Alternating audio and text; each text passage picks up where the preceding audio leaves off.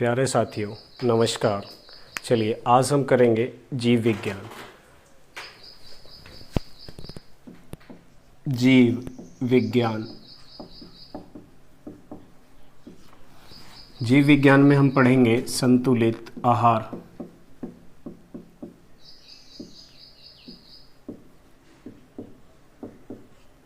Balance diet.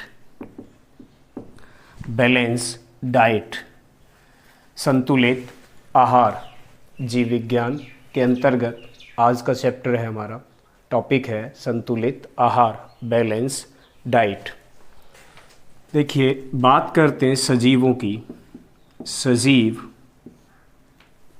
जिसमें हमारे मनुष्य या जीव जंतु आते हैं।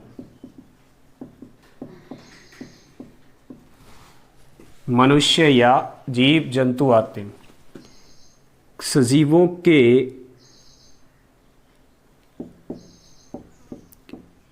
शारीरिक,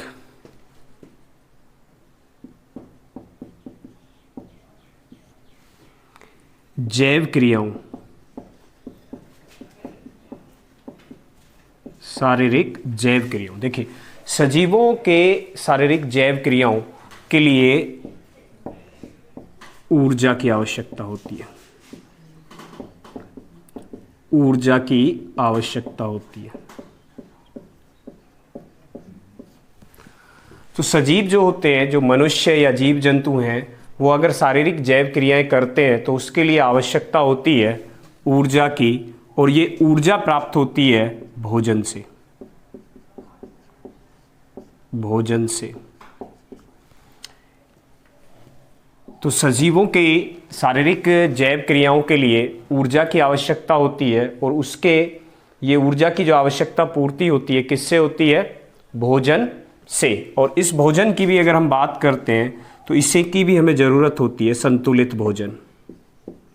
संतुलित भोजन। संतुलित भोजन।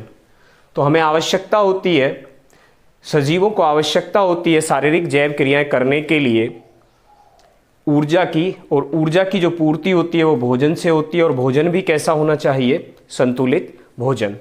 संतुलित भोजन के अंतर्गत हम प्रमुख पोषक पदार्थों की बात करेंगे, जिसमें कार्बोहाइड्रेट,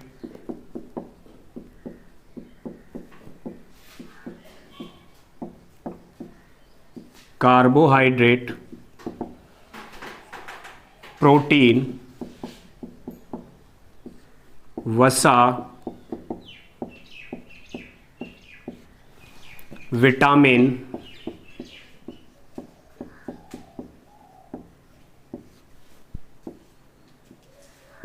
न्यूक्लिक अम्ल, जल, और 7वें नंबर पे आता है खनिज लवण। खनिज लवण। तो 7 प्रमुख पोषक पदार्थों की आवश्यकता हमें होती है, जिसमें कार्बोहाइड्रेट, प्रोटीन, वसा, विटामिन, न्यूक्लिक अम्ल, जल और खनिज लवण। इन 7 पोषक पदार्थों से पदार्थ होने हमारे भोजन में, संतुलित भोजन में होना आवश्यक होता है, जिसमें हमारा कार्बोहाइड्रेट होना चाहिए, प्रोटीन, वसा, विटामिन, न्यूक्लिक अम्ल, जल और खनिज लवण संतुलित भोजन में होने चाहिए। जैसे हम बात करते हैं कार्बोहाइड्रेट की, तो कार्बोहाइड्रेट हमें स्टार्च या मंड से प्राप्त होता है, जिसे स्टार्च या मंड से प्राप्त होता है। और ये स्टार्च या मंड, जैसे हम बात करते हैं रोटी, चावल, गेहूं, मक्का आदि से प्राप्त किया जाता है। कार्बोहाइड्रेट के द्वारा मनुष्य को क्या मिलती है? ऊर्जा। कार्बोहाइड्रेट से मनुष्य को क्या मिलती है? ऊर्जा। क्या मिलती है? ऊर्जा। और दूसरा काम क्या होता है? एक तो इससे ऊर्जा मिलती है, दूसरा पाचन। दूसरा कार्य इसका पाचन का होता है। पाचन में सहायक होता है कार्बोहाइड्रेट। तो सबसे पहला काम होता है ऊर्जा का और दूसरा काम होता है पाचन में सहायता पहुंचाना। नेक्स्ट बात हम करते हैं प्रोटीन की। प्रोटीन के द्वारा ऊर्जा मिलती है। प्रोटीन के द्वारा देखिए, प्रोटीन का जो कार्य होता है, का प्रमुख कार्य मांसपेशियों का निर्माण होता है।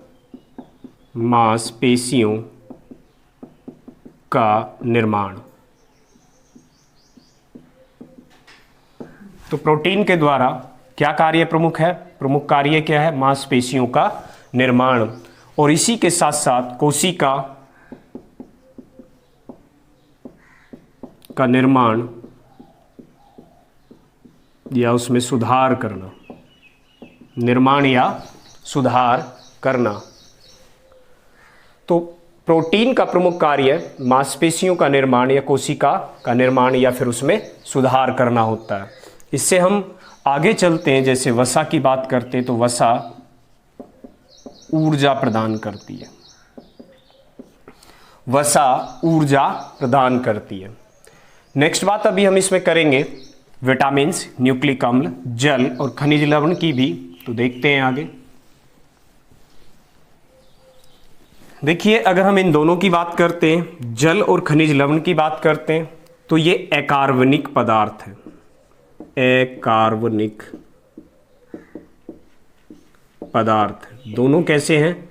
जल और खनिज लवण अकार्बनिक पदार्थ हैं, जबकि हमारे पास कार्बोहाइड्रेट, प्रोटीन, वसा, विटामिन और न्यूक्लिक अम्ल, कार्बोहाइड्रेट, प्रोटीन, वसा, विटामिन और न्यूक्लिक अम्ल ये कार्बनिक पदार्थ कहलाते हैं। कार्बनिक पदार्थ कहलाते हैं। देखिए, कार्बोहाइड्रेट, कार्बन, हाइड्रोजन और ऑक्सीजन, इसमें भी कार्बन होता है, इसमें भी कार्बन, इन सब में कार्बन मिलता है। पर जल और खनिज लवण में कार्बन नहीं होता, इसलिए ये कहलाते हैं अकार्बनिक पदार्थ और ये होते हैं हमारे कार्बनिक पदार्थ होते हैं। चलिए इसमें हम आगे चलते हैं, बात करते हैं कुछ और चीज़ों की। तो जैसे अभी हमने देखा कि जो कार्बोहाइड्रेट है ऊर्जा प्रदान करता है, साथ साथ पाचन करता है। प्रोटीन है, प्रोटीन मांसपेशियों के निर्माण के साथ साथ जो कोशिकाएं हैं, कोशिकाओं के निर्माण और उसके सुधार के लिए कार्य करता है। वसा शरीर को ऊर्जा प्रदान करता है। और वहीं अगर हम बात करते हैं विटामिन की, तो इसकी कमी से विटामिन जनित रोग होते हैं। विटामिन जनित रोग होते हैं। विटामिन जनित रोग होते हैं शरीर में। नेक्स्ट बात हम करते हैं खनिज, जल और खनिज लवण की। अगर हम बात करते हैं तो ये कहीं ना कहीं शरीर के अंदर उपापचयी क्रियाओं को, उपापचयी क्रियाएं को ठीक ढंग से करती है। अर्थात शरीर को ढंग से चलाने के लिए आवश्यक होता है जल और खनिज लवण। नेक्स्ट उसमें हम न्यूक्लिक अम्ल भी पढ़ेंगे, जिसमें हम देखते हैं DNA, deoxy ribo nucleic acid, और दूसरा हमारा होता है आरएनए। तो देखिए, ये 7 पोषक पदार्थ होते हैं, संतुलित भोजन के लिए आवश्यक होते हैं, जिसमें कार्बोहाइड्रेट जो पाचन के लिए आवश्यक है और एक ऊर्जा देता है। प्रोटीन है हमारा, मांसपेशियों का निर्माण करता है, साथ के साथ कोशिकाओं में सुधार लेके आता है। विटामिन की बात करते हैं तो विटामिन की कमी अगर शरीर में हो जाती है तो विटामिन जनित रोग होते हैं। न्यूक्लिक अम्लों में जैसे हम डीएनए और आरएनए को देखेंगे, डीऑक्सी राइबो न्यूक्लिक एसिड और ये राइबो न्यूक्लिक एसिड होता है। जल और खनिज में सी कार्बन नहीं पाया जाता, इसलिए इन दोनों को हम कहते हैं अकार्बनिक पदार्थ। और ये जो पदार्थ पोषक पदार्थ हमारे कहलाते हैं, ये कैसे होते हैं? कार्बनिक पदार्थ कहलाते हैं। थोड़ा सा हम विटामिन की बात अभी करेंगे अभी, और देखते हैं, इससे आगे चलते हैं।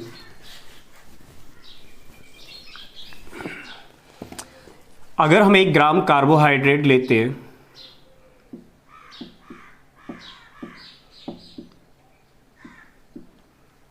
1 ग्राम कार्बोहाइड्रेट लेते हैं तो तो 4.2 किलो कैलोरी ऊर्जा मिलती है। 1 ग्राम कार्बोहाइड्रेट लेने पर 4.2 किलो कैलोरी ऊर्जा मिलती है। और देखिए कार्बोहाइड्रेट सबसे ज़्यादा तेज़ी से, कार्बोहाइड्रेट के द्वारा सबसे ज़्यादा तेज़ी से सबसे कम समय में ऊर्जा शरीर को प्राप्त होती है। तो ये बहुत तेज़ी से शरीर को ऊर्जा देता है कार्बोहाइड्रेट। जबकि हम बात करते हैं 1 ग्राम प्रोटीन की, तो 1 ग्राम प्रोटीन से हमें 4.3 किलो कैलोरी ऊर्जा मिलती है। आगे हम बात करते हैं, अगर 1 ग्राम फैट लें, वसा लेते हैं, वसा या फैट लेते हैं, तो हमें ऊर्जा मिलती है 9.2 किलो कैलोरी। तो यहाँ देखिए कई सारी चीज़ें आती हैं। जैसे हमारा पहला क्वेश्चन आता है, अगर वो पूछता है हमसे कि निम्न में से सबसे ज़्यादा ऊर्जा किससे मिलेगी, तो निम्न में से मात्रात्मक आधार पर सबसे ज़्यादा ऊर्जा 1 ग्राम वसा से ऊर्जा मिलती है 9.2 किलो कैलोरी। अगर क्वेश्चन हमसे पूछा जाता है कि सबसे पहले इनमें से ऊर्जा, शरीर को ऊर्जा कौन देगा, तो वो कार्बोहाइड्रेट। सबसे कम समय में शरीर को ऊर्जा किससे मिल पाएगी, कार्बोहाइड्रेट से। और अगर वो कहता है कि मानव शरीर की अधिकतम ऊर्जा की पूर्ति किससे होती है, मानव शरीर की अधिकतम ऊर्जा की पूर्ति किसके द्वारा की जाती है, मानव शरीर की अधिकतम ऊर्जा की पूर्ति किसके द्वारा की जाती है, तो कार्बोहाइड्रेट के द्वारा की जाती है। सबसे अधिक सबसे अधिक ऊर्जा किससे मिलती है, मात्रात्मक आधार पर वसा से मिलती है। सबसे पहले शरीर को ऊर्जा या ऊष्मा कौन प्रदान करेगा, यहाँ पे कार्बोहाइड्रेट करता है। हम बात करते हैं कार्बोहाइड्रेट मानव शरीर में कहाँ पाया जाता है, तो कार्बोहाइड्रेट मानव शरीर में जो संग्रहित होता है यकृत में। कार्बोहाइड्रेट मानव शरीर में कहाँ संग्रहित होता है, यकृत के अंदर संग्रहित होता है। और ये यकृत में ग्लाइकोजन के रूप में संग्रहित होता है, और जो बदल जाता है किसमें, ग्लूकोज, जिससे मानव शरीर को ऊर्जा मिलती है। तो एक बार फिर हम देखते हैं, कार्बोहाइड्रेट मानव शरीर में यकृत में संग्रहित होता है, और किस रूप में होता है, ग्लाइकोजन के रूप में होता है, और वो किस में बदलता है, ग्लूकोज में, और ग्लूकोज से मानव शरीर को ऊर्जा मिलती है। प्रोटीन कहाँ मिलेगा, प्रोटीन मांसपेशियों में। किसका निर्माण करता है, ये मांसपेशियों का। तो ये कहाँ मिलेगा, मांसपेशियों में। कहाँ मिलेगा, किस में स्टोर होता है प्रोटीन मानव शरीर के अंदर, मांसपेशियों में। ऐसे ही अगर हम बात करते हैं वसा की, तो वसा हमारी मिलती है त्वचा के नीचे। फैट कहाँ मिलेगी, त्वचा के नीचे मिलती है। फैट कहाँ मिलेगी, त्वचा के नीचे। तो आइए देखते हैं संतुलित भोजन क्या है। एक इस प्रकार का भोजन जिसमें कार्बोहाइड्रेट हो, वसा हो, प्रोटीन हो, खनिज लवण हो, जल हो, विटामिन हो, ये साथ के साथ, और न्यूक्लिक अम्ल हो, ये साथ के साथ पोषक पदार्थ अगर हमें पर्याप्त मात्रा में मिलते हैं, तो ऐसे भोजन को हम क्या कहेंगे, संतुलित भोजन। तो संतुलित भोजन वह भोजन होता है जिसमें कार्बोहाइड्रेट, वसा, प्रोटीन, विटामिन, न्यूक्लिक अम्ल, खनिज और जल एक संतुलित बैलेंस रूप में मिलेगा, तो उसे हम क्या कहेंगे, संतुलित भोजन। चलिए इससे आगे थोड़ा सा चलते हैं और देखते हैं। जैसे हम प्रतिदिन भोजन लेते हैं तो उसमें इन सातों का होना आवश्यक होता है, जिसमें देखिए अगर हम बात करते हैं कार्बोहाइड्रेट की, कार्बोहाइड्रेट, प्रोटीन और वसा की बात अगर हम करते हैं, तो ये तीनों क्या कहलाते हैं, ये तीनों मानव शरीर के लिए जैव ईंधन कहलाते हैं, जैव ईंधन कहलाते हैं। तो मानव शरीर के जैव ईंधन के अंतर्गत क्या क्या आते हैं, मानव शरीर के जैव ईंधन के अंतर्गत कार्बोहाइड्रेट, प्रोटीन और वसा आती है। जैव ईंधन, मानव शरीर के लिए जैव ईंधन या ईंधन का कार्य कौन कौन करते हैं, कार्बोहाइड्रेट, प्रोटीन और वसा करते हैं। कार्बोहाइड्रेट मानव शरीर को सर्वाधिक ऊर्जा देता है और सबसे शीघ्रतम, सबसे पहले ऊर्जा कार्बोहाइड्रेट प्रदान करता है। जबकि हम बात करते हैं प्रोटीन हमारा मांसपेशियों में मिलता है, जबकि वसा त्वचा के नीचे होती है, और 1 ग्राम वसा से 9.2 किलो कैलोरी ऊर्जा मिलती है। इसके बाद हम बात करते हैं आगे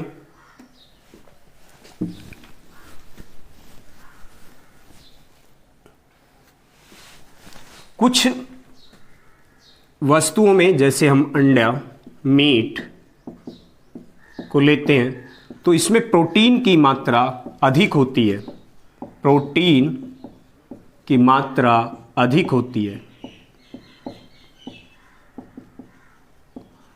अंडा या मीट को अगर हम लेके चलते हैं तो इसमें प्रोटीन की मात्रा अधिक होती है, 9 से 10% तक प्रोटीन पाया जाता है इसमें। तो इसमें अंडे या मीट के अंदर 9 से 10% प्रोटीन पाया जाता है और प्रोटीन की मात्रा अधिक होती है, इसीलिए हम इन्हें कह सकते हैं उच्च गुणात्मक वाला प्रोटीन प्राप्त कर सकते हैं इनसे। तो अंडे या मीट से मानव क्या कर सकता है, उच्च गुणवत्ता,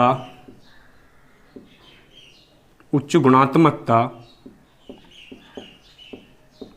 वाला प्रोटीन।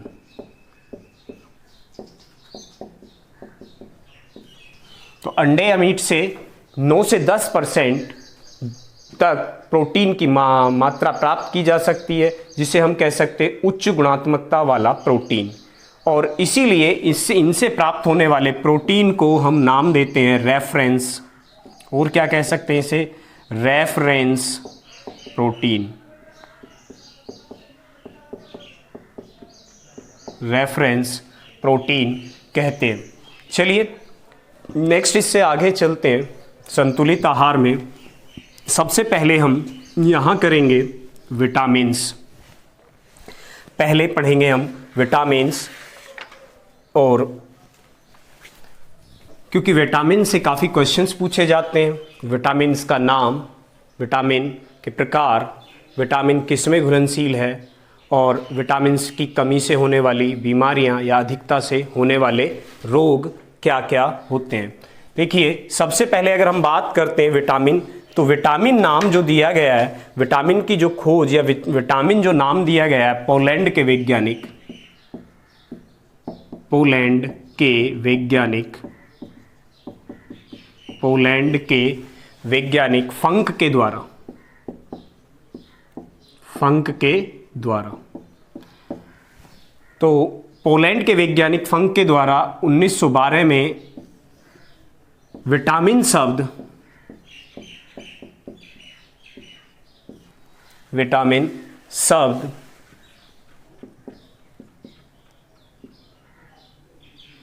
की खोज की गई। और विटामिन को हम एक दूसरा नाम भी इन्हें कह सकते हैं, जैसे सहायक आहार कारक, सहायक आहार कारक के नाम से भी इन्हें जाना जाता है। तो विटामिन्स को हम और क्या कह सकते हैं, सहायक आहार कारक। इनकी कमी से मानव शरीर में बहुत सारी डिसीजेस हो जाती हैं। तो चलिए थोड़ा सा पहले शॉर्ट में देखते हैं, उसके बाद एक एक विटामिन्स को हम पढ़ेंगे। तो सबसे पहले हम आते हैं विटामिन नाम और बीमारी। जैसे हम बात करते हैं विटामिन ए की, तो इसका नाम है रेटिनॉल, रेटिनॉल, और बीमारी होती है रतौंधी और जीरोप्थेल्मिया, रतौंधी और जीरोप्थेल्मिया। बी, विटामिन बी की बात करते हैं, जिसमें B1 नाम होता है, B1 का थायमिन, थायमिन रोग होता है इससे, इसकी कमी से रोग होता है बेरी रोग। B2 की बात करते हैं, B2 का नाम होता है राइबोफ्लोविन, राइबोफ्लोविन, और इसकी कमी से रोग होता है क्लोसिस, कीलोसिस क्लोसिस रोग होता है। B3 की बात करते हैं, B3, और B3 का रासायनिक नाम होता है नियासिन, या इसे हम कह सकते हैं निकोटोनिक,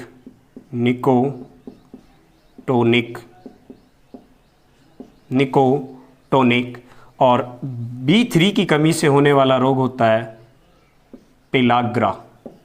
काफ़ी बार क्वेश्चंस ये पूछा गया है, विटामिन B3 की कमी से होने वाला रोग पेलाग्रा या पेलाग्रा किसकी कमी से होता है। नेक्स्ट हम लेते हैं B5 पेंटेथोनिक अम्ल, पेंटाथोनिक अम्ल कहलाता है, पेंटाथोनिक अम्ल कहलाता है, और इसकी कमी से चर्म रोग होते हैं, B6 की बात करते हैं तो B6 पायरिडॉक्सिन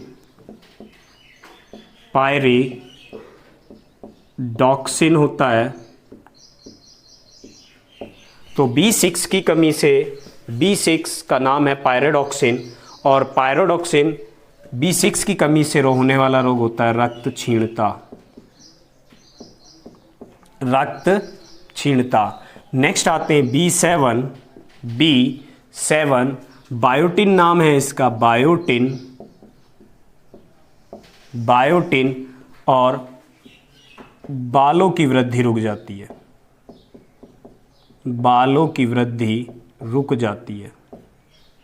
रुकना। तो आइए फिर एक बार देखते हैं इसे, उसके बाद बाकी बचे हुए भी करेंगे। विटामिन ए नाम रेटिनोल होता है, होने वाली बीमारी रतौंधी या जीरोप्थेल्मिया होती है। B1 जिसका रासायनिक नाम थायमिन होता है, रोग बेरी होता है। B2 राइबोफ्लोविन जिसकी कमी से क्लोसिस नामक रोग होता है। B3 नियासिन या निकोटोनिक भी कहते हैं, जिसकी कमी से पेलाग्रा रोग होता है। B5 पेंटेथोनिक अम्ल कहलाता है, जिसकी कमी से होने वाला रोग चर्म रोग होता है। B6 पायरिडॉक्सिन होता है, जिसकी कमी से रक्त क्षीणता होती है। B7 बायोटिन होता है, जो बालों की वृद्धि को, जिसकी कमी से बालों की वृद्धि रुक जाती है। आइए इससे आगे चलते हैं।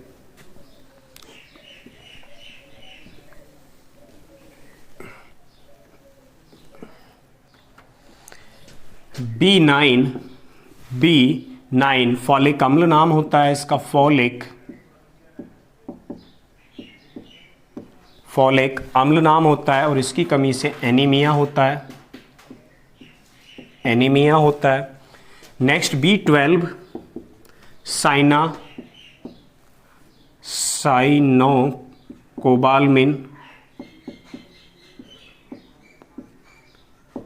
साइनोकोबालमिन, और तंत्रिका तंत्र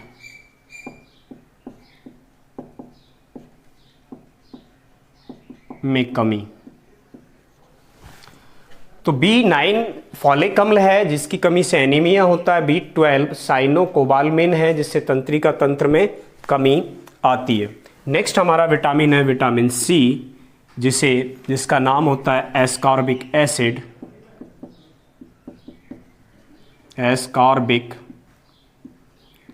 एसिड, और विटामिन C की कमी से स्कर्वी रोग होता है, विटामिन D कैल्सीफेरोल, नाम क्या है, कैल्सीफेरोल रिकेट्स रोग या ओस्टोमलेशिया,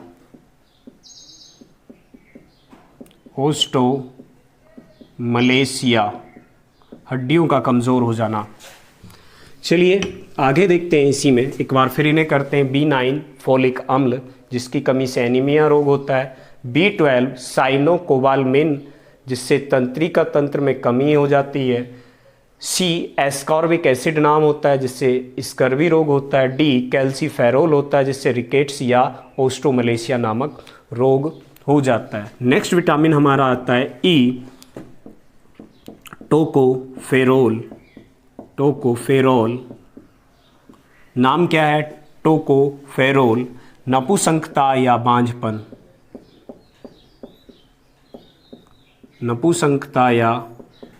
बांझपन होता है। नेक्स्ट विटामिन होता है हमारा के, और इसका नाम होता है नेफ्थोक्विनीन। क्विनोन, नेफ्थोक्विनोन। विटामिन के की कमी से रक्त का थक्का नहीं जमता है, ब्लड क्लॉटिंग नहीं होती है, रक्त का थक्का न जमना। तो देखिए, विटामिन ई टोकोफेरोल नाम है जिससे नपुंसकता या बांझपन होता है। विटामिन के नेफ्थोक्विनोन जिससे रक्त का थक्का नहीं जमता है। तो एक बार हम फिर देख लेते हैं सारे विटामिन्स को शॉर्ट में, फिर उसके बाद एक एक विटामिन्स को हम पढ़ेंगे। तो सबसे पहले हम विटामिन ए की बात करते हैं, जिसका नाम होता है, विटामिन ए का नाम रेटिनॉल होता है, जिससे रतौंधी या जीरोप्थेल्मिया रोग होता है। विटामिन ए की कमी से रतौंधी या जीरोप्थेल्मिया रोग होता है, जिसका नाम, विटामिन ए का नाम जो होता है रेटिनॉल होता है। बी वन की बात करते हैं, जो विटामिन वी होता है उसमें कई सारे विटामिन होते हैं, इसलिए वी को कॉम्प्लेक्स विटामिन कहा जाता है। इसलिए सबसे पहले हम बात करते हैं अगर बी1 की, तो बी1 का नाम होता है थायमिन, जिससे बेरी रोग होता है। बी2 राइबोफ्लोविन कहलाता है, और होने वाला रोग क्लोसिस होता है। बी3 नियासिन या निकोटोनिक कह सकते हैं, और होने वाला रोग बी3 की कमी से होने वाला रोग पेलाग्रा होता है। बी5 पेंटेथोनिक अम्ल होता है, और बी5 की कमी से चर्म रोग, त्वचा के रोग होते हैं। बी6 बी9 और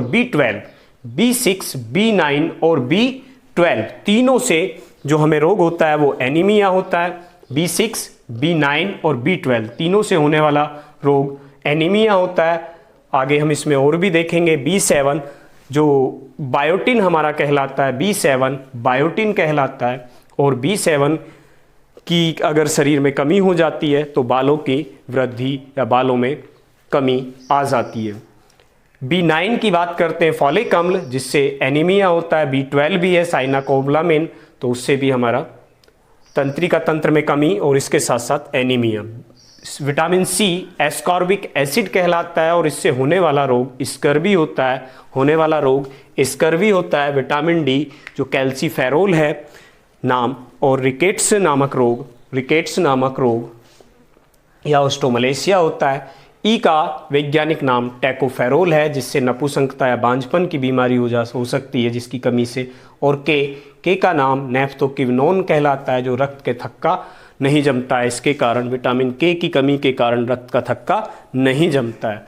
चलिए आगे देखते हैं, एक एक विटामिन को अब हम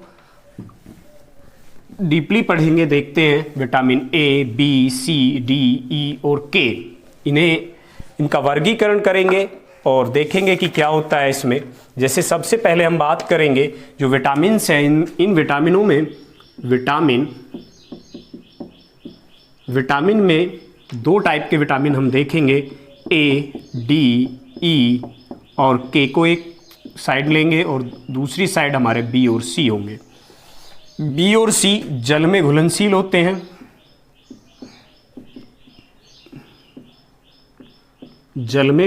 हैं। ए, डी, ई और के वसा में घुलनशील है।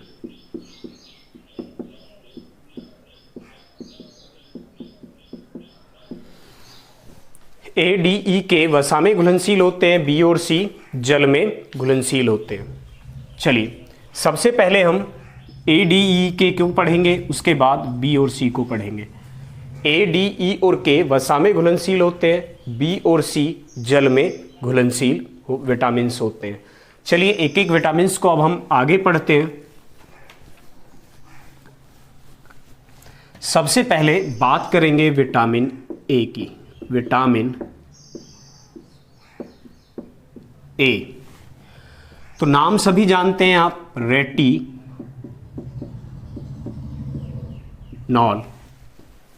रेटिनॉल नाम क्या होता है, रेटिनॉल। विटामिन ए का नाम क्या होता है, रेटिनॉल। देखिए मानव नेत्र होता है, मानव नेत्र में दो प्रकार की सेल्स पाई जाती हैं, कोशिका। एक होती है रोड टाइप, एक होती है कॉन टाइप। कोन टाइप का काम होता है जो दो प्रकार की सेल्स मानव नेत्र में पाई जाती हैं, कौन टाइप का जो काम होता है, रंगों की पहचान करना, रंगों की पहचान करना। जबकि हम रोड टाइप की अगर बात करते हैं तो रोड टाइप अंधेरे में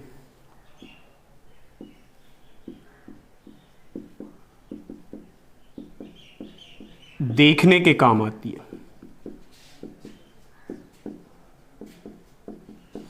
तो देखिए समझते हैं, मानव नेत्र के अंदर दो टाइप की सेल्स होती हैं, एक कोन टाइप होती हैं, दूसरी रोड टाइप होती हैं। कोन टाइप का कार्य होता है रंगों की पहचान करना, रंगों को पहचानना, और इसमें जो रोड टाइप्स होती हैं वो अंधेरे में देखने के लिए काम में आती हैं। अगर मनुष्य के अंदर रोडोप्सिन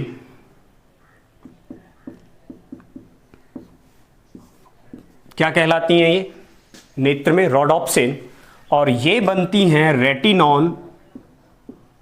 रेटिनॉन प्लस बी से।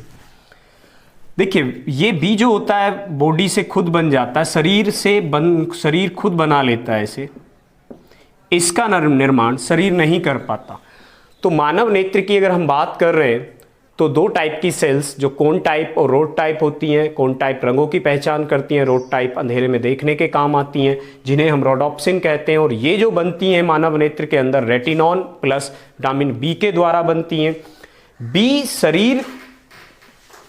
मानव शरीर खुद इसका निर्माण कर लेता है और रेटिनॉन नहीं बन पाता है। तो देखिए अगर मनुष्य के अंदर मानव शरीर में विटामिन ए की अगर कमी हो जाए तो रेटिनॉन नहीं बनेगा, जिसके कारण रोडोप्सिन का निर्माण नहीं होगा। रेटिनॉन नहीं मिल पाएगा, मानव शरीर को अगर विटामिन ए की कमी होने पर रेटिनॉन नहीं मिल पाएगा, जिसके कारण रोडोप्सिन नहीं बन पाएगी। अगर रोडोप्सिन नहीं बनती है तो हमें क्या इफेक्ट पड़ेगा, अंधेरे में देखने में परेशानी होगी और अंधेरे में नहीं देख पाते हैं, और इसी को हम कहते हैं रतौंधी। क्या कहते हैं, रतौंधी। तो ये रोग होता है रतौंधी रोग। जब मानव शरीर में विटामिन ए की कमी हो जाती है तो रोडोप्सिन का निर्माण नहीं होता, या कह सकते हैं कि रेटिनॉन नहीं बनता, जिसके कारण रोडोप्सिन नहीं बन पाती और हम अंधेरे में नहीं देख पाते, और इसी रोग को हम कहते हैं रतौंधी रोग या नाइट ब्लाइंडनेस रोग। तो एक रोग तो ये होता है जो रतौंधी रोग कहलाता है, जिसके कारण अंधेरे में मानव सही से नहीं देख पाता। नेक्स्ट इसी में आगे चलते हैं। तो रतौंधी को हम समझ चुके हैं, नाइट ब्लाइंडनेस भी इसे कहा जाता है, तो रतौंधी को तो हम समझ चुके हैं। अब इसमें आगे देखते हैं, जो विटामिन ए रेटिनॉल कहलाता है, क्या उससे सिर्फ रतौंधी ही रोग होता है या इससे होने वाला कोई और दूसरा भी रोग होता है। देखिए विटामिन ए आंसू का निर्माण करता है, आंख के अंदर आंसू का निर्माण करता है, या हम इसे ऐसे समझ सकते हैं कि आंख के अंदर जो द्रव होता है उसका निर्माण करता है कौन, विटामिन ए। विटामिन ए की हो जाती है कमी होगी तो क्या आंसू का निर्माण हो पाएगा, ये नहीं हो पाता, ये निर्माण नहीं हो पाता। अर्थात आंख में द्रव का निर्माण नहीं हो पाता। इसकी कमी के कारण आंख क्या हो जाएगी, आंख सूख जाती है। मानव आई या ह्यूमन आई, मानव नेत्र सूख जाता है। तो आंसू का निर्माण नहीं हो पा रहा, किसके कारण, विटामिन ए के कारण, और आंख कैसी हो जाती है, सूख जाती है, और इसे हम कहते हैं ड्राइनेस इन आई, अर्थात मानव की आंख का सूख जाना। और इसी रोग को हम जानते हैं, इसी रोग को हम कहते हैं, किस नाम से जानते हैं, जीरोप्थेल्मिया।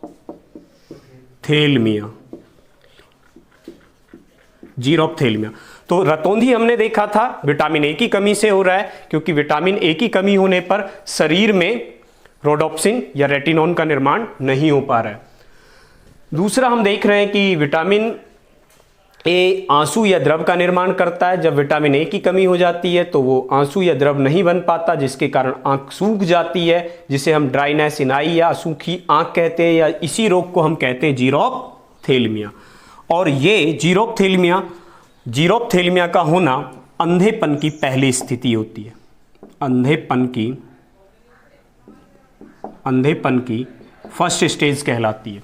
ये शुरुआत होती है जब मानव अंधेपन की तरफ, मानव की जो आई होती है, आंख होती है, वो अंधेपन की तरफ बढ़ने का। तो पहली स्टेज होती है, इस स्टेज को हम कहते हैं कि जीरोप्थेल्मिया। और इससे आगे हम चलते हैं, नेक्स्ट देखते हैं विटामिन ए मानव शरीर में और क्या करता है। विटामिन ए के द्वारा एक अवरोधक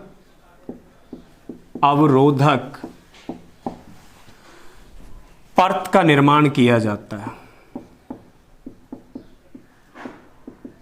तो विटामिन ए मानव शरीर के अंदर अवरोधक परत का निर्माण करता है, अर्थात ये अवरोधक परत क्या करती है, संक्रमण से बचाती है, संक्रमण से बचाती है। तो देखिए जो विटामिन ए है वो एक अवरोधक परत का निर्माण करता है और वो इन्फेक्शन को रोकती है, जिसे हम कह सकते हैं कि ये संक्रमण से बचाती है। इसलिए हम इसे एंटी इन्फेक्शन विटामिन भी कह सकते हैं। एंटी इन्फेक्शन विटामिन, संक्रमण रोधी विटामिन भी ए कहलाता है। तो ए अवरोधक परत का निर्माण करता है जो संक्रमण से शरीर को बचाती है, इसलिए हम इसे एंटी इन्फेक्शन विटामिन भी कहते हैं। एंटी इन्फेक्शन विटामिन भी कहते हैं। इसके बाद हम बात करते हैं, तो देखिए 3 चीजें अभी हम देख रहे हैं, रतौंधी रोग कैसे हुआ और जीरोप्थेल्मिया कैसे होता है, और तीसरा हमने अभी देखा है कि विटामिन ए शरीर के अंदर अवरोधक परत का निर्माण करता है जो हमें इन्फेक्शन से बचाती है। इसके बाद हम इसमें आते हैं विटामिन ए के स्रोत क्या हैं, किससे ये हमें मिलेगा। जब इतना महत्वपूर्ण विटामिन है तो किससे प्राप्त किया जाता है, अंडे से, मीट से,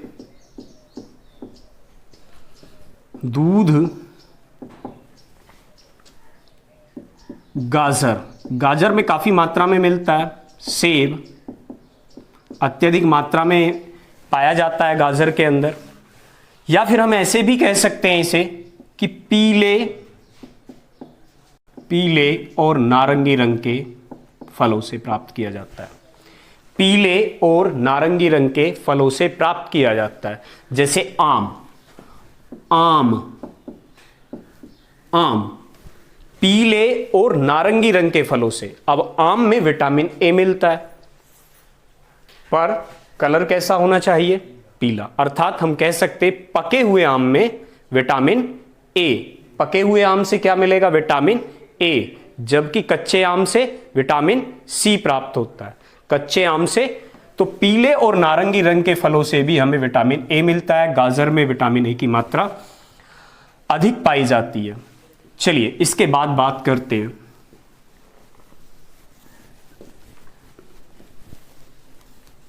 नेक्स्ट, अत्यधिक विटामिन ए लेने से क्या रोग हो सकता है। अधिक मात्रा में विटामिन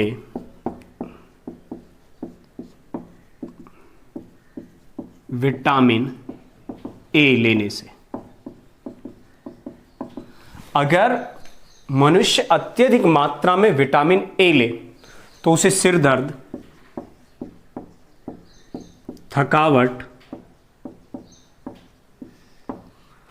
बालों का गिरना और त्वचा के रोग हो सकते हैं।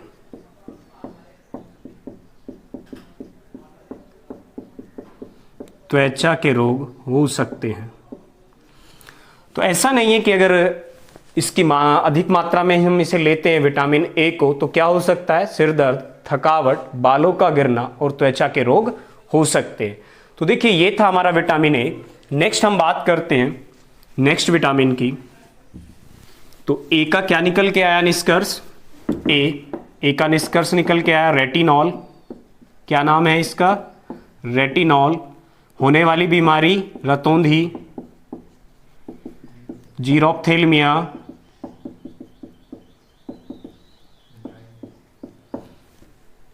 और क्या काम करता है? अवरोधक परत।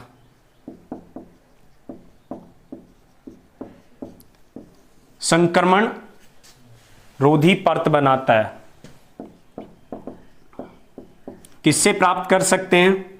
पीले और नारंगी रंग के फलों से प्राप्त कर सकते हैं। पीले और नारंगी रंग के फलों से प्राप्त कर सकते हैं। ठीक है, गाजर में अत्यधिक मात्रा में पाया जाता है। दूध, अंडा, सेब, गाजर नारंगी रंग के और पीले रंग के फलों से इसे प्राप्त किया जाता है। नेक्स्ट विटामिन हमारा आता है विटामिन डी।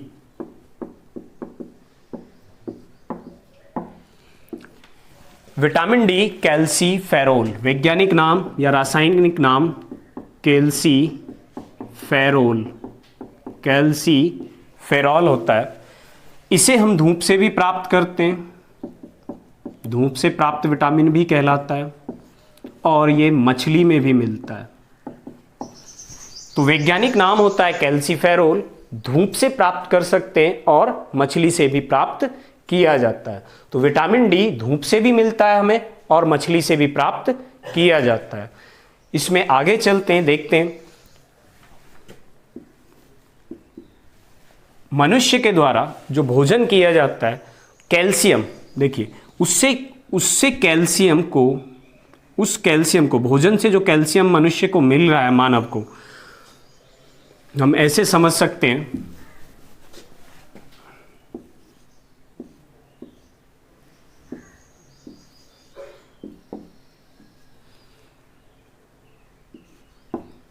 भोजन लेते हैं उसमें कैल्शियम होता है। ये कैल्शियम को ये सीधा रक्त में पहुंचाने का काम करता है। ये है रक्त, समझें इसे। Ca को, कैल्शियम को, जो भोजन के द्वारा मनुष्य को कैल्शियम मिल रहा है, उस कैल्शियम को रक्त में कौन ले जाता है? Vitamin D. तो विटामिन डी का काम होता है कैल्शियम को रक्त में पहुंचाना। तो इसका ट्रांसपोर्टेशन करता है या इसका स्थानांतरण कर देता है। जो कैल्शियम हमें भोजन से प्राप्त हो रहा है उसे रक्त में पहुंचाता है। अब रक्त में कैल्शियम आ चुका है, रक्त के अंदर कैल्शियम आ गया है। किसके द्वारा पहुंचाया गया? ये विटामिन डी के द्वारा, विटामिन डी के द्वारा। अब देखिए, रक्त में कैल्शियम आ चुका है। जो भोजन मनुष्य ने किया उसमें जो भी कैल्शियम था, उस कैल्शियम को विटामिन डी रक्त में पहुंचा देता है, ब्लड में पहुंचा देता है। अब इसके बाद बात करते हैं, क्या ये रक्त में ही रहेगा कैल्शियम, या कैल्शियम की आवश्यकता हमारे शरीर में किसको होती है? हड्डियों को। किसको होती है? हड्डी को। हड्डियां किसकी बनी होती हैं? कैल्शियम। तो हड्डियों में अब देखते हैं, यहां दो चीजें काम हमारी करती हैं, एक कैल्सीटोनिन और एक पैराथार्मोन। कैल्सीटोनिन और पैराथार्मोन।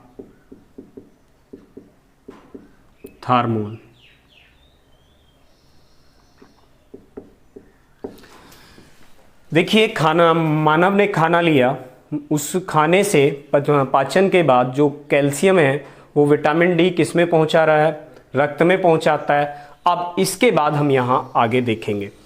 देखिए, सबसे पहले हम बात करेंगे रक्त के अंदर, रक्त में कैल्शियम की मात्रा, समझिए यहां थोड़ा सा, कैल्शियम की मात्रा रक्त में अधिक हो गई है। कैल्शियम की मात्रा रक्त के अंदर कैसी हो गई है? अधिक हो गई है। अगर कैल्शियम की मात्रा रक्त में अधिक हो गई है तो कैल्सीटोनिन नामक हार्मोन, ये हार्मोन उत्पन्न होगा, और ये हार्मोन उत्पन्न होगा कैल्सीटोनिन, और ये क्या करेगा? रक्त से इस कैल्शियम को कहां ले आएगा? हड्डियों में। रक्त से इस कैल्शियम को कहां लेके आएगा? हड्डियों में। अर्थात देखिए, सारी प्रोसेस समझिए, हम खाना खाते हैं, कैल्शियम का निर्माण हुआ पाचन के बाद, विटामिन डी उस कैल्शियम को रक्त में लेके जाता है, और रक्त में अगर कैल्शियम ज़्यादा हो गया है तो उस ज़्यादा, जो अधिक मात्रा का कैल्शियम है, उस कैल्शियम को कैल्सीटोनिन हड्डियों को पहुंचा देता है। और जब हड्डियों को कैल्शियम मिलेगा तो हड्डियां कैसी होंगी? हमारी मजबूत हड्डियां होती है। अगर हड्डी में कैल्शियम पहुंच रहा है और सही मात्रा में पहुंच रहा है, कैल्शियम की मात्रा आ रही है हड्डियों के लिए, तो हड्डियां कैसी होंगी? मजबूत होंगी, जिससे हमें थकान भी नहीं होगी और हड्डियों के टूटने का खतरा भी कम होता है। अब एक स्थिति ऐसी आ जाती है कि कैल्शियम की मात्रा यहां अधिक हो जाती है, हड्डी के अंदर कैल्शियम की मात्रा बहुत अधिक हो जाती है और बहुत अधिक होने पर एक हार्मोन्स मुक्त होता है, उत्पन्न होता है, जिसे हम कहते हैं पैराथार्मोन। पैराथार्मोन, ये पैराथार्मोन हार्मोन क्या करता है? जो हड्डी के अंदर अधिक मात्रा में कैल्शियम इकट्ठा हो जाता है, उसे वापस किस में लेके आता है? रक्त में लेके आता है। अब देखिए, हड्डी के अंदर से कैल्शियम रक्त में आ रहा है, जिसके कारण कैल्शियम की मात्रा कम होगी और हड्डियां कैसी होंगी? कमजोर होंगी, थकान अधिक होगी और हड्डी के फ्रैक्चर होने का या हड्डी के टूटने का खतरा भी बढ़ता है। एक बार फिर समझिए, देखिए, पैराथार्मोन तब होता है जब रक्त में सीए की, वास्तव में अगर हम देखें, रक्त में सीए की कमी हो गई है। हमारा जो मानव का रक्त है उसमें सीए की कमी हो जाती है, कैल्शियम की कमी हो जाती है। तो रक्त की के अंदर जो कैल्शियम है उसकी पूर्ति करने के लिए पैराथार्मोन किससे कैल्शियम लेगा? हड्डियों से। अब जब हड्डियों से ये कैल्शियम लेगा तो हड्डी के अंदर कैल्शियम क्या होगा? कम हो जाएगा।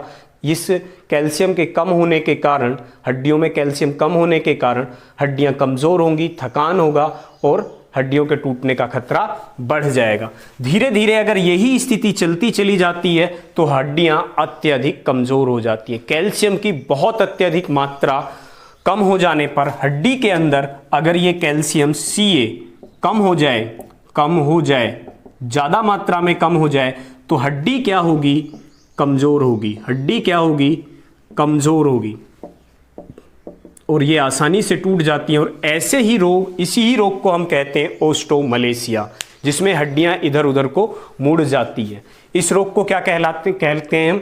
ओस्टोमलेशिया। जब सीए की अत्यधिक मात्रा कम होती चली जाएगी तो हड्डियों में कौन सा रोग होगा?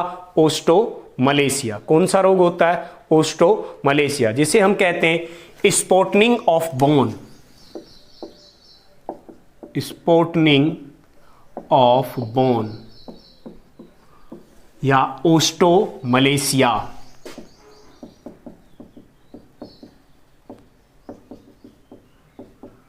हड्डियां मुड़ तुड़ जाती हैं, इसे ही हम कहते हैं ओस्टोमलेशिया या स्पॉटनिंग ऑफ बोन कहलाता है। विटामिन डी की कमी से होने वाला रोग, एक रोग और होता है रिकेट्स रोग। रिकेट्स रोग विटामिन डी की कमी से होता है। विटामिन डी की कमी से होने वाला रोग क्या होता है? रिकेट्स रोग होता है। कौन सा रोग होता है? विटामिन डी की कमी से होने वाला रोग रिकेट्स रोग होता है। नेक्स्ट हम बात करते हैं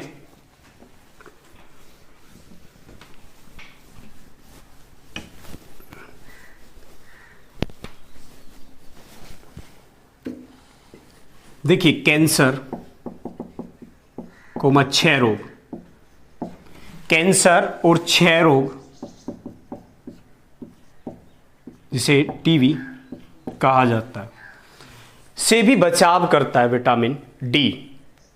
कैंसर और क्षय रोग से भी बचाव करता है कौन? Vitamin D. और बाकी हम जानते हैं एक रिकेट्स रोग होता है, ये रोग नहीं होता, इनसे बचाव करता है। विटामिन डी कैंसर से भी बचाव करता है और क्षय रोग से भी बचाव करता है। होने वाले रोग होते हैं रिकेट्स और ओस्टोमलेशिया। आगे हम बात करते हैं, देखिए, त्वचा में बन जाता है ये विटामिन, त्वचा में बन जाता है यह विटामिन। कौन सा? डी। त्वचा के अंदर बन जाता है, इसलिए इस विटामिन को हम हार्मोनल विटामिन भी कहते हैं। हार्मोनल विटामिन भी कहते हैं।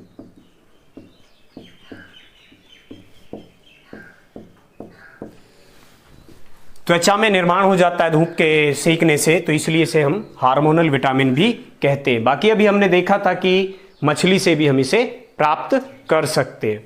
तो इससे आगे हम बात करते हैं, अगर विटामिन डी की मात्रा अधिक हम ले लें तो क्या होगा? देखिए अधिक मात्रा में अगर इसका सेवन किया जाए, अधिक मात्रा क्या करेगी, ब्लड प्रेशर, रक्तचाप को बढ़ा देगी और कोलेस्ट्रॉल भी बढ़ा देगी।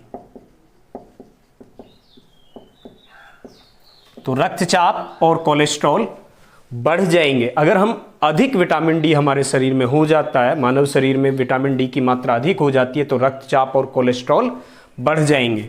और एक रोग और भी हो सकता है, पथरी भी बन सकती है, पथरी भी बन सकती है, पथरी भी बन सकती है।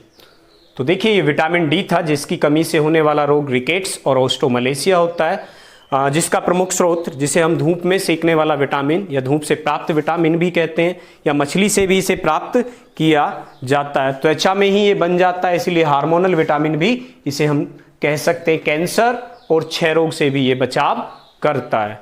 नेक्स्ट विटामिन को अब हम लेते हैं। नेक्स्ट विटामिन है हमारा vitamin E. Vitamin E, vitamin E नाम होता है इसका टोकोफेरोल, टोकोफेरोल। देखिए इसका प्रमुख काम होता है आरबीसी का निर्माण, रक्त के अंदर जो आरबीसी पाई जाती है, आरबीसी का निर्माण करता है विटामिन ई, आरबीसी का निर्माण। दूसरा इसका काम होता है नवजात में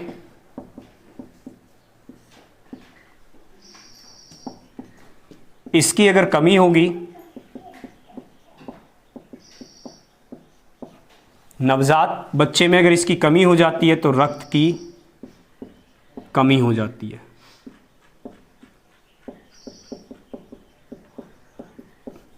रक्त की कमी हो जाती है। और अगर हम वयस्कों की बात करें, वयस्कों की बात करें, कमी से क्या होगा,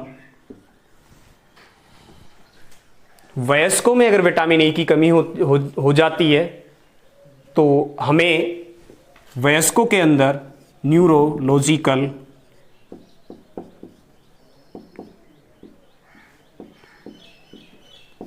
की समस्या हो जाती है, मस्तिष्क से संबंधी समस्याएं हो जाती हैं।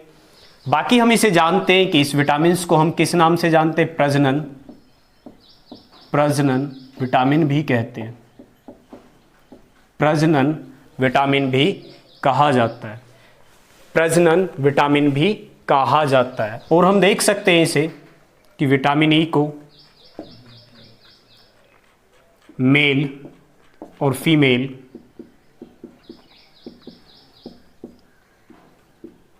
देखिए, अगर विटामिन ई की कमी हो जाए तो मेल के अंदर नपुंसकता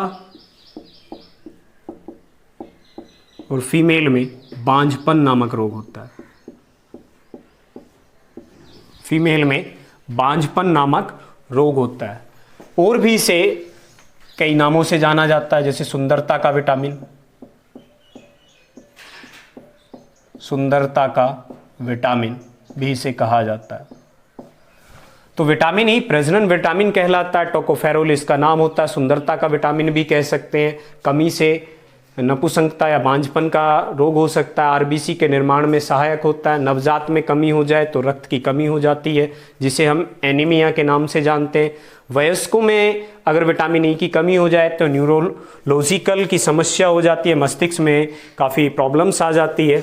इसे आगे हम बात करते हैं विटामिन ई की ही।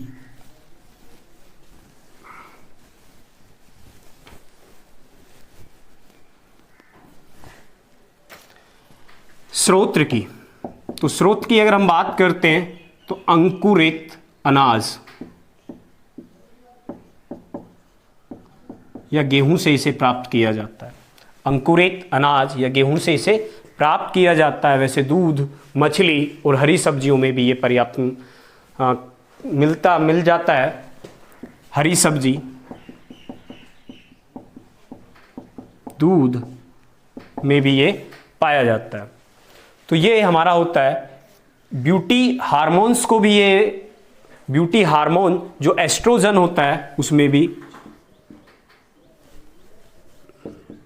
ब्यूटी हार्मोन फीमेल में एस्ट्रोजन जो पाया जाता है उसमें भी सहायक होता है, उसके निर्माण में भी। नेक्स्ट विटामिन लेंगे तो स्रोत क्या है, अंकुरित अनाज जैसे चना वगैरह, गेहूं अंकुरित जो होता है उसे अगर हम खाते हैं तो ये पर्याप्त मात्रा में विटामिन ई प्राप्त किया जा सकता है। हरी सब्जी में, दूध में, अंडे में भी मिलता है।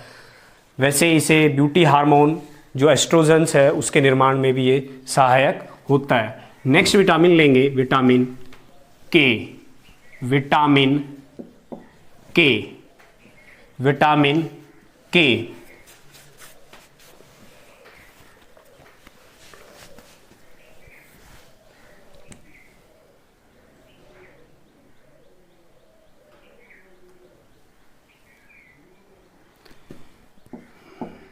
फ्लोक्विनोन भी कहा जाता है इसे, फ्लोक्विनोन के नाम से भी इसे जाना जाता है, या नेफ्थोक्विनोन भी कहा जाता है। विटामिन के का प्रमुख कार्य सभी जानते हैं, रक्त का थक्का जमाना, रक्त का थक्का जमाना। देखिए वास्तव में ये हेमरेज होने से रोकता है, हेमरेज होने से रोकता है, इसीलिए इसे एंटी हेमरेज होने से रोकता है, इसीलिए इसे anti haemorrhagic, anti haemorrhagic vitamin कहा जाता है।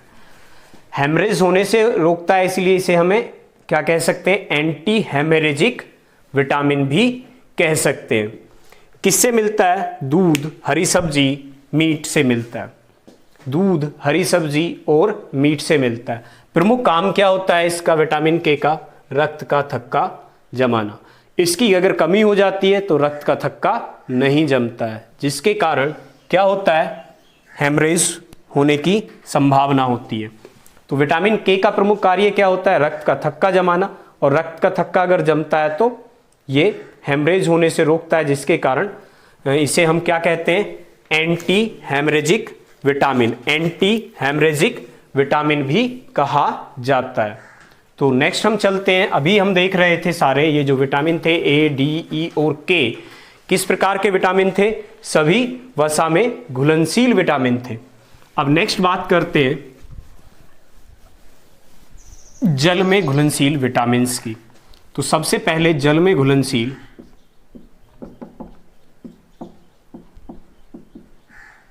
सबसे पहले आते हैं विटामिन बी की बात करते हैं। विटामिन बी देखिए 120 डिग्री सेंटीग्रेड तक की गर्मी सहन कर सकता है। विटामिन बी 120 डिग्री सेंटीग्रेड तक की गर्मी को सहन कर सकता है, और ये एक कॉम्प्लेक्स विटामिन है। कैसा विटामिन है, कॉम्प्लेक्स विटामिन है। तो देखिए इसे थोड़ा सा भी हमने पीछे देखा भी था, जैसे B1 है, B1 नाम होता है इसका थायमिन, थायमिन कमी से इसके रोग होता है बेरी बेरी, B1 की कमी से रोग होगा वेरी वेरी, नाम क्या होता है थायमिन। और बेरी बेरी रोग होने पर जो मानव का जो शरीर होता है वो कार्बोहाइड्रेट, और देखिए बेरी बेरी अगर रोग हो जाए तो कार्बोहाइड्रेट और फास्फोरस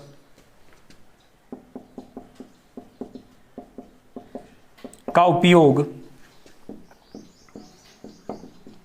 शरीर नहीं कर पाता।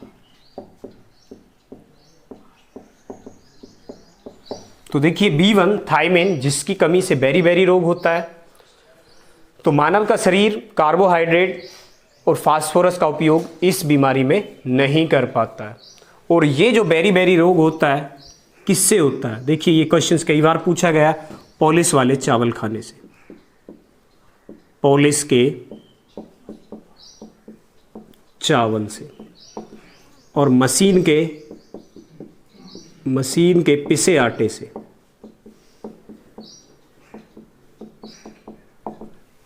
मशीन के द्वारा पिसे आटे से ये रोग होता है। तो B1 थाइमिन, जिसका रासायनिक नाम है, बेरी बेरी नामक रोग होता है इसकी कमी से, जिसमें मानव का शरीर कार्बोहाइड्रेट या फास्फोरस का उपयोग करना बंद कर देता है। और ये रोग होता है पॉलिश वाले चावल या मशीन के द्वारा पिसे आटे से, मशीन के द्वारा पिसे आटे से। नेक्स्ट हम लेते हैं इसी में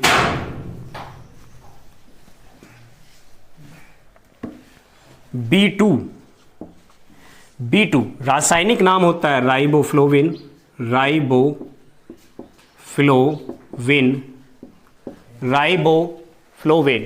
B2 राइबोफ्लोविन।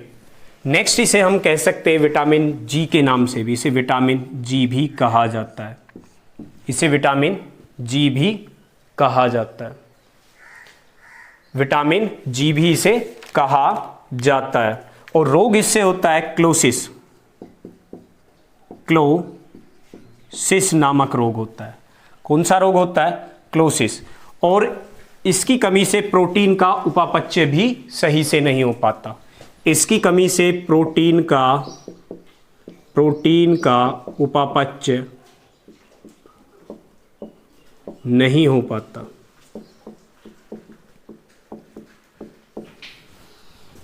B2 राइबोफ्लोविन, जिसे विटामिन जी के नाम से जाना जाता है, कमी से होने वाला रोग क्लोसिस होता है और प्रोटीन का उपापचय भी सही से नहीं हो पाता है।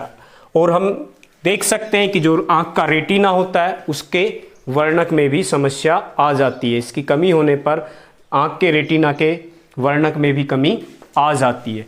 नेक्स्ट हम बात करते हैं B3 की, B3 जिसे नियासिन या निकोटोनिक कहा जाता है।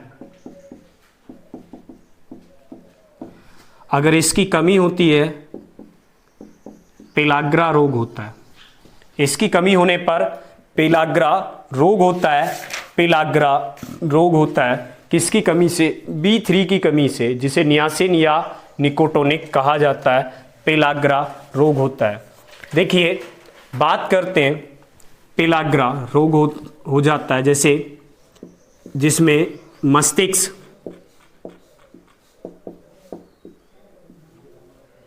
त्वचा और पाचन में समस्या होती है। नियासिन निकोटोनिक या रोग होने वाला रोग पेलाग्रा होता है और B3 का काम होता है, जो प्रमुख कार्य होता है मस्तिष्क के लिए, त्वचा के लिए और पाचन के लिए, मस्तिष्क के लिए, त्वचा के लिए और पाचन के लिए। अब देखते हैं अगर B3 की कमी होती है तो मस्तिष्क प्रॉपर काम नहीं कर पाएगा, मस्तिष्क प्रॉपर काम नहीं कर पाएगा, अर्थात याददाश्त में कमी, याददाश्त कम होती है। त्वचा, विटामिन B3 की कमी हो गई है तो त्वचा में सूजन आएगी, सूजन आ जाती है। पाचन नहीं होता अच्छी तरीके से तो दस्त लग जाते हैं, और इसी को हम कहते हैं 3D। तो B3 नियासिन या निकोटिनिक कहा जाता है, जिसकी कमी से पेलाग्रा रोग होता है। और मानव के मस्तिष्क, त्वचा और पाचन के लिए B3 आवश्यक होता है। अगर B3 की कमी होती है तो याददाश्त भी कम हो जाती है, त्वचा में सूजन आ जाती है, पाचन सही तरीके से ना होने पर दस्त लग जाते हैं, इसलिए इसी रोग को हम 3D कहते हैं। और अगर ये मात्रा अत्यधिक हो गई तो इसके बाद डेथ हो जाती है, इसलिए इसे हम 4D भी कह सकते हैं, इसे हम 4D भी कह सकते हैं। नेक्स्ट हम बात करते हैं B5 की, B5 पेंटेथोनिक अम्ल, पेंटेथोनिक अम्ल।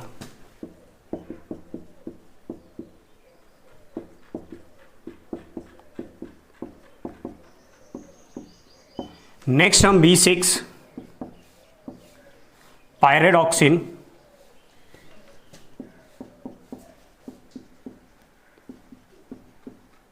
B7 बायोटिन, B9 फॉलिक अम्ल और B12 साइनो कोबलामिन। साइनोकोबलामिन कोबाल्ट होने के कारण इसका नाम साइनोकोबलामिन भी कहा जाता है। चलिए नेक्स्ट अब हम इसमें बी कॉम्प्लेक्स में देखते हैं कुछ और प्रमुख तथ्य क्या हैं। B5 पेंटेथोनिक अम्ल होता है, B6 पायरोडॉक्सिन होता है, B7 बायोटिन होता है। B7 अगर बायोटिन है, B7 की कमी से बालों की ग्रोथ अच्छी नहीं हो पाती है। B9 और B6 और B12 की कमी से एनीमिया होता है। नेक्स्ट अभी हम देखेंगे B12 में कोबाल्ट है, इसलिए इसे साइनोकोबलामिन भी कहा जाता है। प्रमुख तथ्य बी के जो विटामिन बी है उसके हम पढ़ते हैं, जैसे B6, B9 और B12 से जो बीमारी होती है एनीमिया। एनीमिया कौन सी बीमारी होती है? एनीमिया। परंतु अगर इन दोनों से एनीमिया हो, तीनों से एनीमिया होता है पर इन दोनों से अगर एनीमिया होगा तो इस एनीमिया को हम कहते हैं मेगाब्लास्टिक एनीमिया। मेगाब्लास्टिक एनीमिया। देखिए B9 और B12 की अगर हम बात करते हैं और तो ये RBC के निर्माण में सहायक, दूसरा तंत्रिका तंत्र में और मेरुदंड में काम करती हैं। B9 और B12 जो बी कॉम्प्लेक्स विटामिन का प्रारूप है, BRBC तंत्रिका तंत्र और मेरुदंड के निर्माण में कार्य करता है। जैसे अभी मैंने बताया था B7 होता है बालों की ग्रोथ के लिए। B7 का कार्य क्या होता है? बालों की ग्रोथ के लिए। B12 हम जानते हैं कोबाल्ट पाया जाता है, B12 में कोबाल्ट पाया जाता है। इसके बाद हम बात करेंगे B5 की। B5 जिसे हम बर्निंग, इसकी कमी से बर्निंग फुट सिंड्रोम हो सकता है। बर्निंग फुट सिंड्रोम रोग हो सकता है। B5 से बर्निंग फुट सिंड्रोम रोग हो सकता है। B2 की अगर कमी होगी मानव शरीर में, अगर B2 की कमी होगी तो होठों का फटना,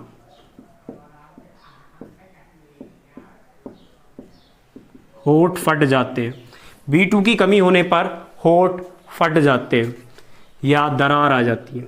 फटना या दरार, या मुंह में छाले हो जाते हैं। मुंह में छाले हो जाते हैं। नेक्स्ट बात हम इसमें करते हैं, इसके स्रोत क्या है? तो ड्राई फ्रूट, सूखे मेवे, मूंगफली,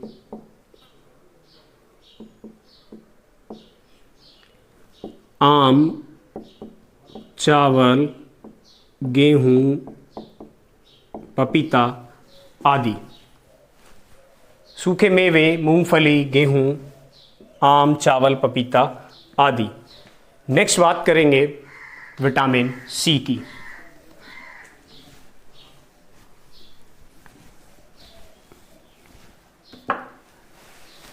नेक्स्ट विटामिन होगा हमारा विटामिन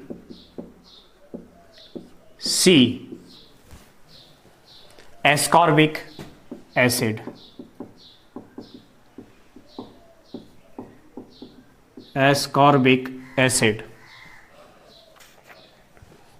देखिए घाव भरने वाला विटामिन कहलाता है।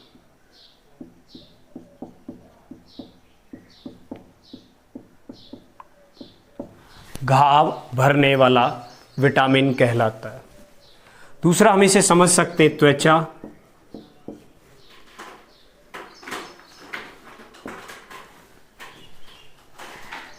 के अंदर कोलेजन प्रोटीन का निर्माण करता है। कोलेजन प्रोटीन अर्थात त्वचा का 70% भाग कोलेजन प्रोटीन का बना होता है। और घाव को जल्दी भरने वाला विटामिन कहलाता है विटामिन सी। विटामिन सी, देखिए अगर विटामिन सी की कमी होगी तो कोलेजन का निर्माण कम होगा। विटामिन सी की कमी होगी तो त्वचा में कोलेजन का निर्माण कम होगा।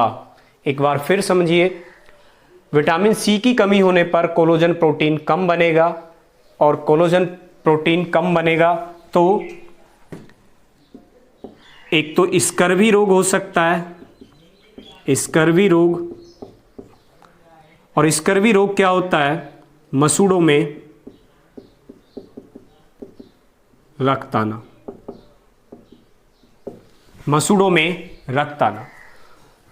विटामिन सी की कमी से कोलेजन प्रोटीन का निर्माण कम होगा, त्वचा में कम कोलेजन प्रोटीन होगा और मसूड़ों में रक्त आएगा, जिसे हम कहेंगे स्कर्वी रोग। अब देखिए एक बात यहाँ समझना आवश्यक है, मसूड़ों में रक्त दो टाइप से आता है, दो बीमारियों के कारण, दो डिसीजेस के कारण आता है। विटामिन सी घाव भरने वाला विटामिन होता है। देखिए एक तो होता है स्कर्वी, स्कर्वी में भी मसूड़ों में रक्त आता है।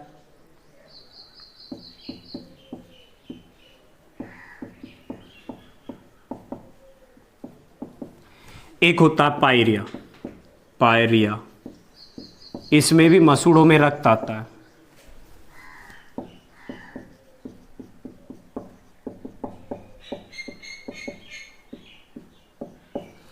स्कर्वी में भी रक्त आता है और पायरिया में भी आता है। स्कर्वी होता है सी की कमी से,